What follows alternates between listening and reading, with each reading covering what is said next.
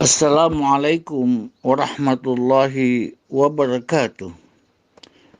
Alhamdulillahil qail wa qada rabbuka alla ta'budu illa iyyah wa bil walidaini ihsana. Asyhadu an la ilaha illallah wa asyhadu anna Muhammadan abduhu wa rasuluh.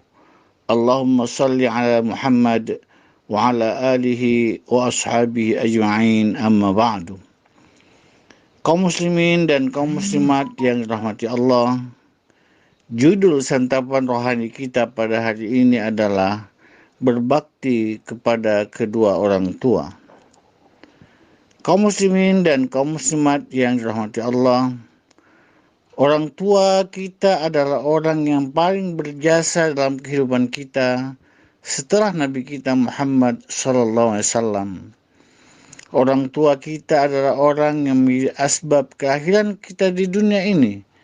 Tanpa mereka berdua, maka secara urfi tidak mungkin kita ada di permukaan bumi ini.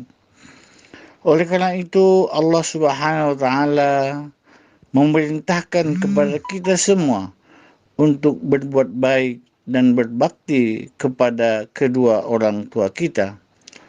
Allah berfirman, wa qada rabbuka alla ta'budu illa iyyah wa bil walidaini ihsana.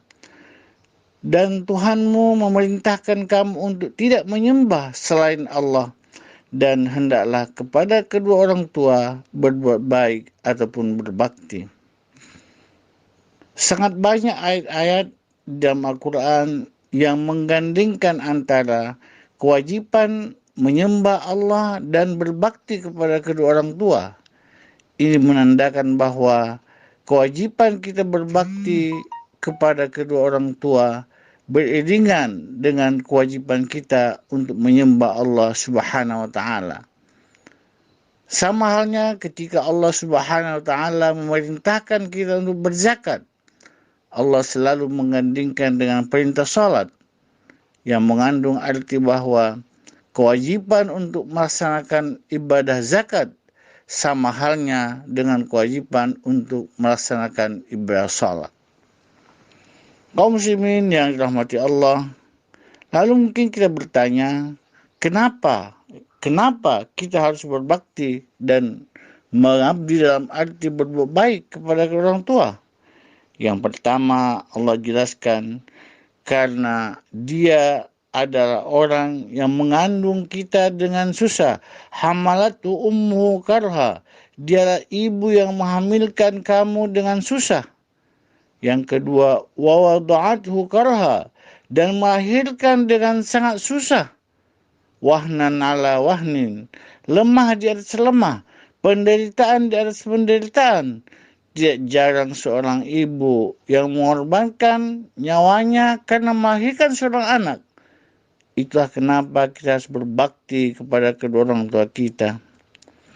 Selanjutnya, kenapa kita harus berbakti kepada kedua orang tua? Karena pada saatnya orang tua kita akan menjadi seorang yang lemah. Min ba'di quwwatin dha'fan wa syaibah. Setiap orang dan orang tua kita pada saatnya setelah dia kuat, dia akan menjadi lemah yang ditandai dengan uban. Ketika dia lemah, siapakah yang akan membantunya? Ketika dia lemah, siapakah yang akan berbakti kepadanya?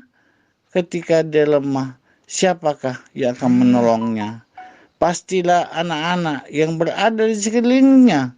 Tak mungkin orang lain yang jauh akan datang membantu atau berbakti kepada kedua orang tua kita. Itulah sebabnya kenapa kita harus berbakti kepada kedua orang tua kita. Selanjutnya, kenapa kita harus berbakti kepada kedua orang tua kita? Karena ayat mengatakan, wa man nu'amilhu nunakisu fil khalqi. Siapa yang dipanjangkan umurnya, dia akan dikembalikan kepada masa kanak-kanak. Mungkin dia akan pikun, mungkin dia akan lemah. Ketika dia pikun, siapakah yang akan membantunya? Siapakah yang akan berbakti kepadanya? Mungkin dia sudah pikun, dia sudah lemah dan tak berdaya. Itulah pada waktu itu bakti lebih diharapkan lagi dari seorang anak kepada kedua orang tuanya. Dan Inilah sebabnya kenapa kita harus berbakti kepada kedua orang tua kita, karena dia telah berkorban nyawa untuk kita. Banyak yang dilakukan pengorbanan untuk kita. Oleh karena itu, kita sebagai anak harus berbakti kepada kedua orang tua kita. Kaum muslimin dan kaum muslimat yang dirahmati Allah, selanjutnya bentuk-bentuk apakah pengabdian kita kepadanya? Allah menjelaskan kepada kita semua dalam firman-Nya. Yang pertama, fala taqul lahuma uffin. Bakti kita yang pertama, kita tidak boleh mengatakan kepadanya dan seumpamanya. Tidak boleh mengatakan ih dan lain sebagainya. Tidak boleh mengatakan yang kasar kepada kedua orang tua kita. Dan bakti yang kedua adalah wala tanharhuma. Jangan kamu membentak. Mungkin orang tua kita sudah lemah, tak berdaya. Mungkin orang tua kita menjengkelkan dan lain sebagainya. Jangan sampai kita membentak orang tua kita. Dan yang ketiga kata Allah, wa qul lahuma qawlan karima, dan katakan kepada keduanya itu kata-kata yang mulia.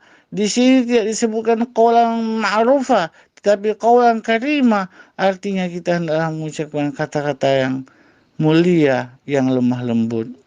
Dan yang keempat kata Allah, wahfid lahuma janaha zulli min rahmati, rendahkan sayapmu di hadapan kedua orang tua. Artinya apa? Rendahkan dirimu di hadapan orang tuamu. Siap untuk mendengarkan arahannya. Siapkan untuk mendengarkan nasihatnya. Siapkan untuk memberikan bantuan kepadanya. Itulah yang dimaksud dalam ayat ini. Dan seterusnya kata Allah, wa qur rabbilhamhuma kama rabbayani shaghira. Bakti kita selanjutnya adalah mendoakan kepada keduanya agar dia disayangi oleh Allah Subhanahu wa taala sebagaimana keduanya menyayangi kita ketika kita kecil. Dan yang seterusnya adalah memberikan nafkah kepada kedua orang tua kita. Itulah kewajiban kita, itulah bakti kita.